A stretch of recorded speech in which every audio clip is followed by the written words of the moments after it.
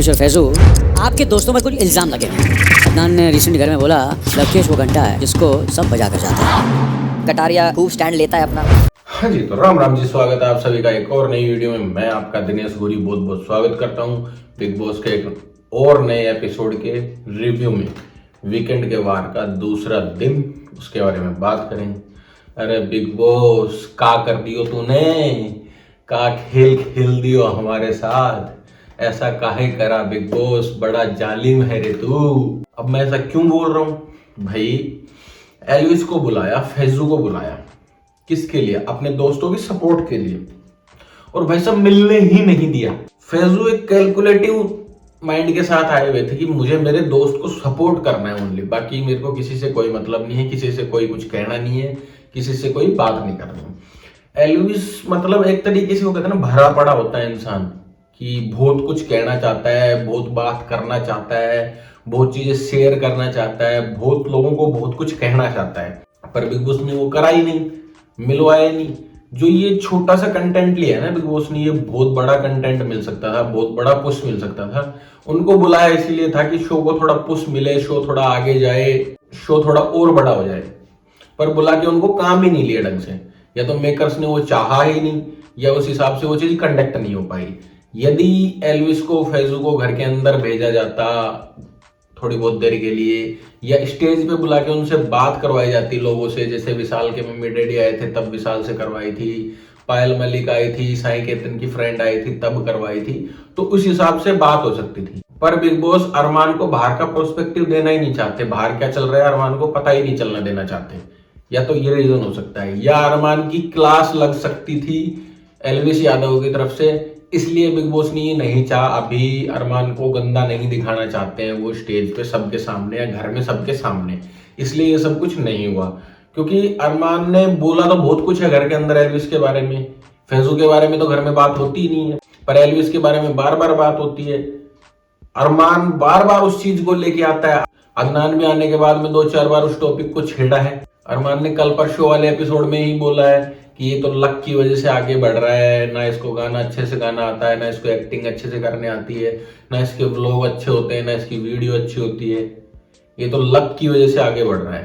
तो अरमान के साथ बहुत बात हो सकती थी, एल्विस यादव से बहुत चीज बोल सकते थे, एक अलग ही तरीके का लेवल सेट करके शो में चटपटाहट भरी जा सकती थी।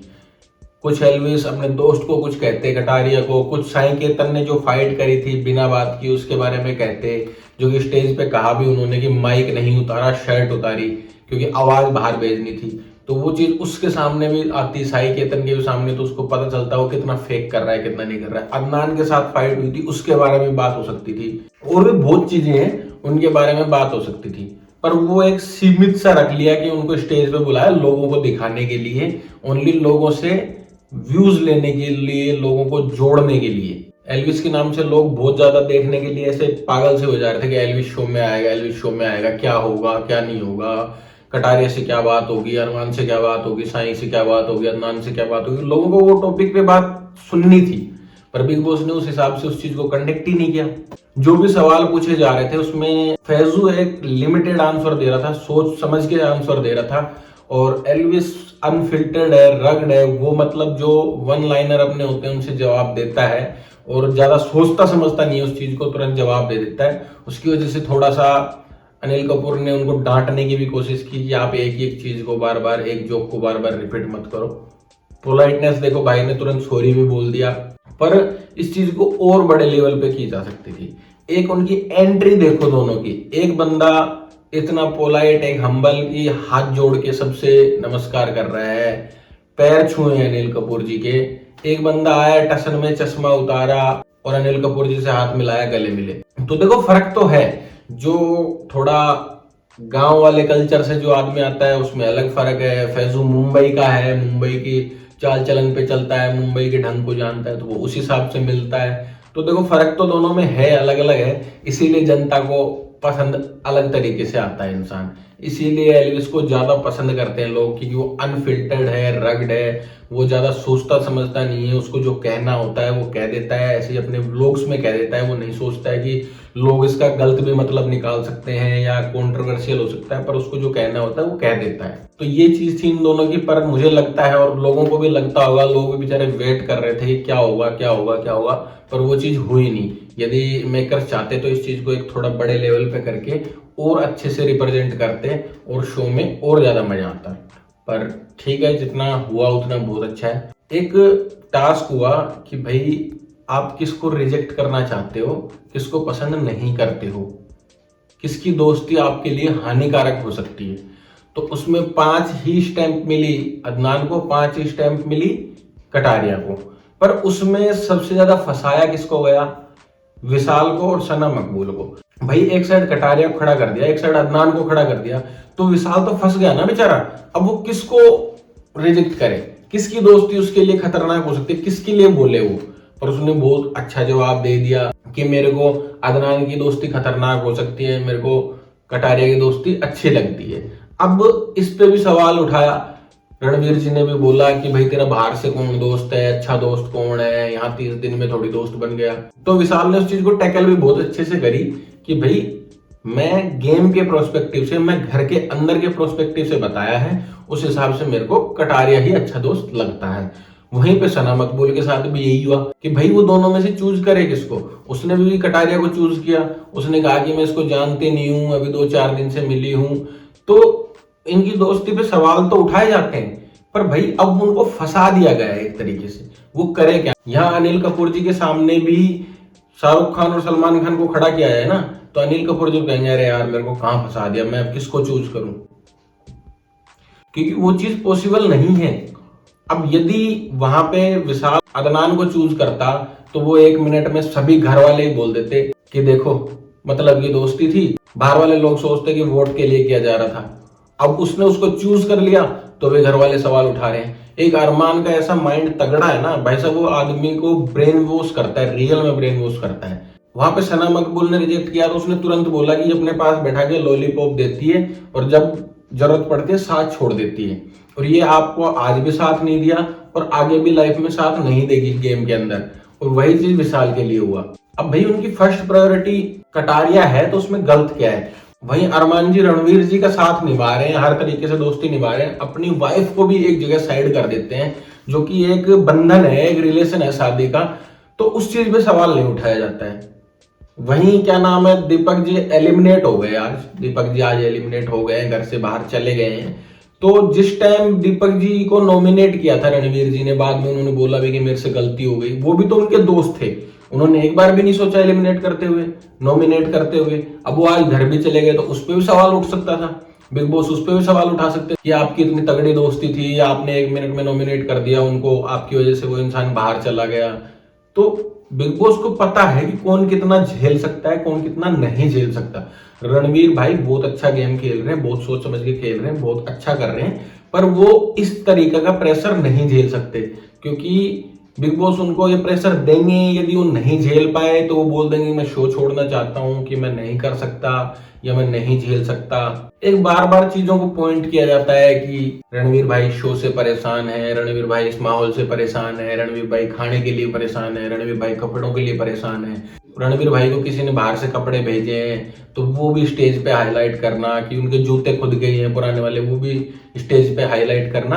तो ये एक अलग तरीके से दिखाया जाता है और उनको बार बार कहा जाता है। विशाल को बार बार इतना इसलिए कहा जाता है, इसलिए इतना जलील किया जाता है कि विशाल को शो तो नहीं जिताएंगे, वो तो साफ दिखता है, तो इसलिए उस चीज को इतना हाईलाइट किया जाता है बार बार, और सना मकबूल को भी बार बार फंसाया जाता है। अब रही बात लॉलीपॉप देने वाली, दिमाग चलाने वाली, तो वो तो सना मकबूल से तगड़ा अरमान करता है कि भाई वो आदमी को पूरा उसी पॉइंट पे पकड़ लेता है तुरंत ही और घुमाना शुरू कर देता है और आदमी घूम भी जाता है। अब अदनान का क्या, अदनान घर के अंदर आया, उसने इतनी बड़ी बड़ी बातें करी और फिर बाद में उसी ग्रुप में बैठ गया, चाहे विशाल की वजह से बैठो, किसी की वजह से बैठो, वहीं बातचीत होने लग गई। फिर व्लॉग वाले टास्क में कटारिया से लड़ाई हो गई तो वो अरमान के पास भी चला गया, साई केतन के पास भी चला गया, आज उसने एपिसोड के बाद बोला कि अब गेम खेलूंगा, अब मैं सबको दिखाऊंगा, अब ये करूंगा वो करूंगा, और थोड़ी देर बाद में विशाल के साथ बैठ के बातचीत करने लग गया। क्या ठीक है कोई बात नहीं यार, चलता है, वो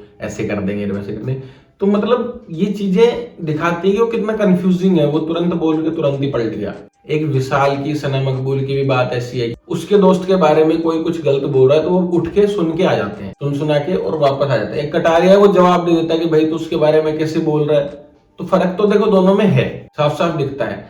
दोस्ती तो देखो है, हर मोड़ पे निभाई जा रही है, हर तरीके से दिखाई जा रही है, कोशिश पूरी यही करी जा रही है कि दोस्ती निभाई जा रही है और लोगों के सामने पेश भी करी जा रही है कि हाँ हम दोस्त हैं।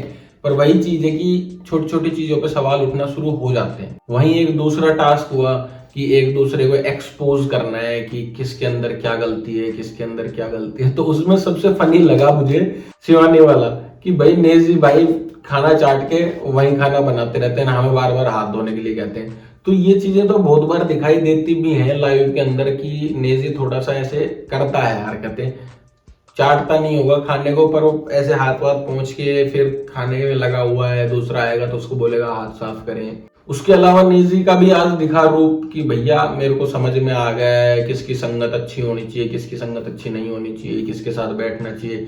रणवीर जी को जाके बोला कि दीपक जी चले गए, मैं आपके साथ रहूंगा, मैं दीपक जी की कमी पूरी करने की कोशिश करूंगा।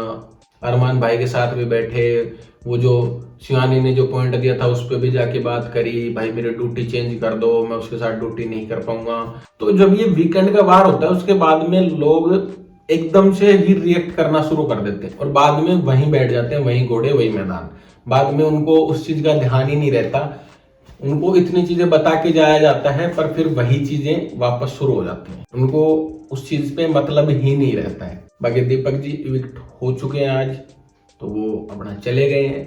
बाकी जो आज एल्विस को और फैजू को बुलाया उसमें भैया एल्विस वन लाइनर चल रहा था, रोस्टिंग बार बार कर रहा था, बार बार सच बताने की कोशिश कर रहा था। फैजू बोल रहा था नहीं अदनान बहुत अच्छा कर रहा है, उधर तुरंत पलट के एल्विस ने कहा कि नहीं बहुत बेकार कर रहा है, झूठ बोल रहे हो आप। बाद में थोड़ी बातें और हुई, उसके बाद में फैजू ने बोला भी कि भाई खुल के बोलो। एल्विस ने कहा भाई खुल के बोलूंगा तो सेंसर हो जाएगा। तो वो चीजें हैं, देखो जो अंदर गर्जिश है, जो अंदर है, जो दिल के अंदर बातें हैं, वो फैजू कैलकुलेट कर रहा था कि बोल लूंगा नहीं, ये चीज थोड़ा इजी लेके चलूंगा। उधर एल्विस उस चीज को बार बार दिखा रहा था क्योंकि वो रग्ड है, वो खुली बातें बोलता है, वो नहीं सोचता है बोलने से पहले। तो भैया वो उस बंदे की बात अलग है, उसको लोग इसीलिए पसंद करते हैं, बहुत प्यारा बंदा है वो, पर उसकी बातों को नेगेटिव ले लिया जाता है। बाकी एल्विस भाई है भाई, बहुत तगड़ा इंसान है, वो चीजों को ऐसे घुमाता फिराता नहीं है, स्ट्रेट फॉरवर्ड बात करता है। वन लाइनर फेमस है बंदे की, तो एक नंबर भाई। उसके अलावा भाई खबर तो आ रही है कि सना सुल्तान और अदनान भी विक्ट हो गए हैं शो के बाद में, तो वो कल पता चलेगा क्या सीन है क्या नहीं है, क्या कोई टास्क हुआ है, क्या कुछ हुआ है अंदर ऐसा, तो वो कल पता चलेगा। बाकी अपन अपनी इस वीडियो करते हैं यहीं पे एंड। लाइक कमेंट शेयर कर देना, चैनल को सब्सक्राइब कर लेना, इंस्टाग्राम को फॉलो कर लेना, डिस्क्रिप्शन में लिंक मिल जाएगा, स्क्रीन पे आईडी मिल जाएगी। बाय बाय, जय श्री राम।